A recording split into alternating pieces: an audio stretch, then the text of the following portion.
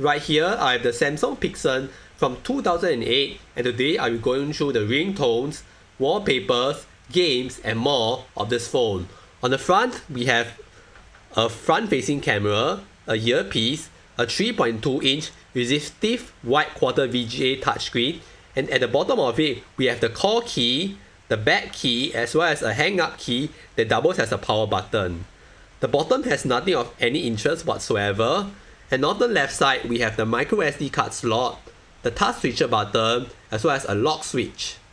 On the top, we have the key for releasing the back plate, as well as Samsung proprietary data and charging port.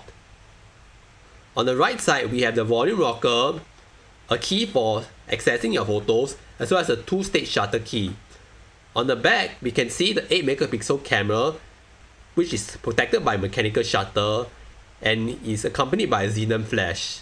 Alright, removing the back plate, which is made of metal, we can access the 1000 mAh removable battery, and when you remove the battery, you gain access to the full-size SIM card slot. Alright, so let's turn it on.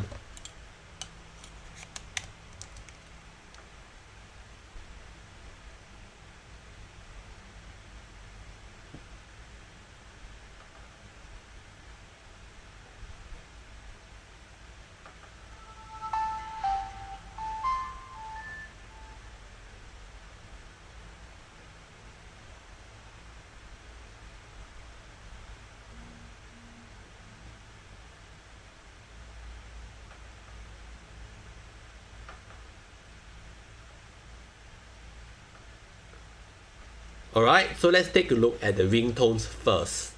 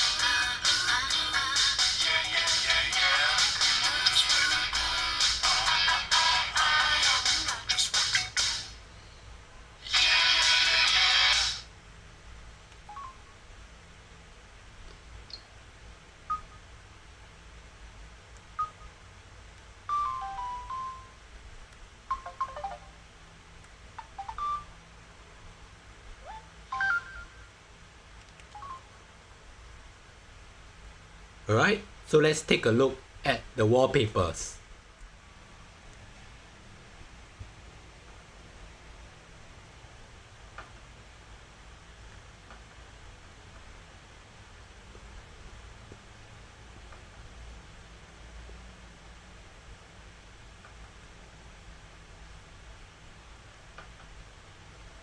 Alright, so let's take a look at the games.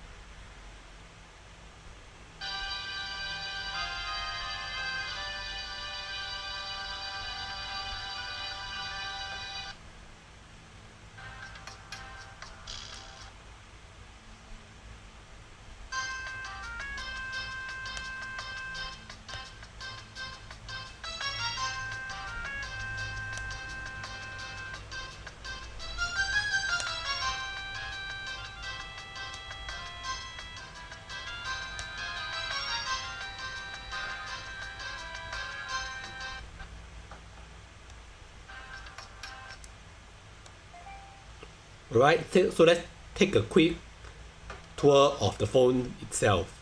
Alright, The phone runs on a very early version of Samsung's TouchWiz, which as a lot of you might know will later become infamous when it was ported over to Android. But on this version of TouchWiz, there's only one single home page that can be decorated with widgets, such as what I can see right over here, like this one. You drag them and they can be overlapped, unlike what most widgets are today. And you have quite a few of them to pick from. Oops. Never mind. So on the bottom, you have a permanently fixed set of shortcuts like the keypad, phone book, messages, and menu. You open the menu and you have a total of 12 choices. Call log, phone book, music, which also has access to a music recognition service. Unfortunately, this device does not have a 3.5mm headphone jack. So in order to get the best quality, you need a dongle. You get access to Google, Messages, My Files, Organizer, Camera, which I'll go through later, Photo Browser, which in my opinion is not a very intuitive way to browse your photos. And because it only activates itself in landscape mode, it doesn't have the portrait mode function. Alright, applications. You can access the internet, which is a bit crippled since it doesn't have Wi-Fi, FM radio, Live Pics, which I assume is it's a drawing, actually a sort of drawing program of some sort. Hello. And you can change have pen, shape, text, stamp, free line, straight line, ellipse line, thickness of the pen, and more. Nope. Video editor, voice recorder, Bluetooth, synchronizer, timer, stopwatch, RSS reader, alarm settings, and that's about it. So let me show you the camera now. Right, you hear the mechanical shutter opening. Alright, this is an 8 megapixel camera at its high resolution, and you can take up to 720 x 480 video on this phone, and you can even do slow motion at 320p. Alright, so here you can select from a various modes such as continuous, panorama, smile shot, and more. Scenes, autofocus. It's either autofocus, macro, face detection, exposure, and a preview for your photos. Alright, I shouldn't bore you with too much, and I'll let you enjoy a few samples of photos and videos that I shot on this phone to let you determine the quality of it. Enjoy!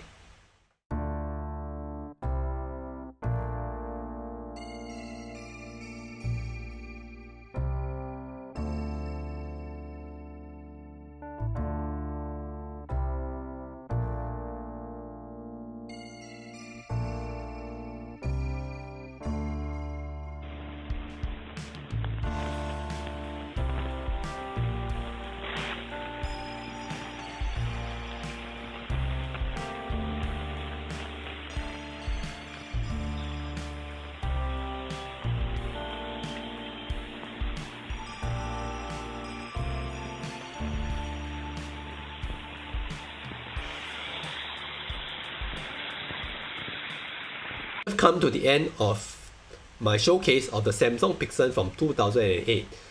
Cameras in phones have come pretty far since then, and I think that you agree with me as well. So thank you, remember to like, comment and subscribe to my videos, and I'll see you on the next one. Bye!